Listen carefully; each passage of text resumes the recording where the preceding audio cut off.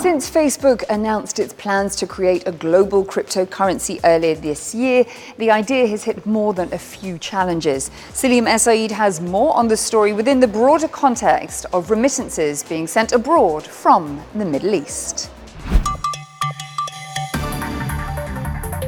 In October's U.S. congressional hearing, Facebook's CEO Mark Zuckerberg defended his global digital currency, Libra, planned for 2020. The concept which has been criticized by the US, with France and Germany vowing to block it, not least over regulatory concerns.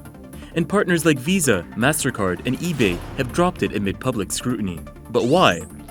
In June, an independent association called Libra, made up of aid organizations like Mercy Corps, rideshare companies like Lyft and Uber, all came together to create a global cryptocurrency led by the social media platform, Facebook.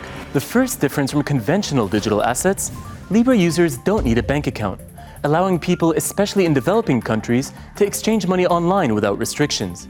And that market has huge potential, with the World Bank estimating around 1.7 billion adults remained without a bank account in 2017. The second difference? You can send and receive money using messaging applications like WhatsApp and Facebook Messenger.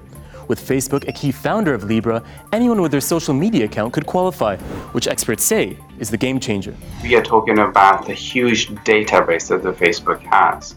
And something like that hasn't been tried on this particular scale. And the mass adoption can only come when you have a large database of users. And Facebook already has that. It's estimated that a third of the world uses Facebook, and US lawmakers have accused the social media giant of deceptive business practices. And in 2018, Cambridge Analytica used the personal information of users for campaigning purposes in the 2016 US presidential election without their consent. I get that I'm not the ideal messenger for this right now.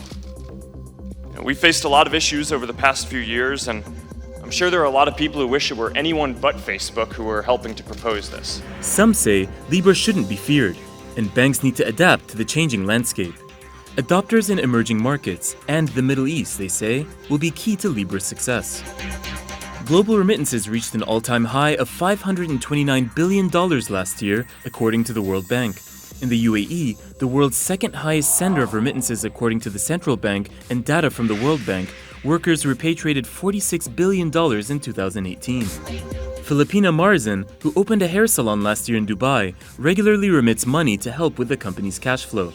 I'm sending to my mom, and my sister sends to me as well because she's my partner in the business. So that's how we do it. It's very important, actually. Libra aims to make it more cost-effective for people like Marizan to conduct her business and home affairs. Yet for those within the remittance industry, like Al Ghurair Exchange, which has around 25 UAE branches, it's a different story. The company handles about 40 billion transactions a year, charging up to $5 for each one. All that could change with Libra. My industry is going to be badly affected, obviously, because definitely this is going to completely a replacement. So obviously it's going to affect lots of jobs. In this part of the world, 5% of the workforce work in the exchange and bank industries. So, with potential job losses in the remittance industry and resistance from lawmakers on one side, and Zuckerberg claiming his idea could liberate billions financially on the other, it's complicated, which seemed to define Facebook's current and future relationship status with Libra.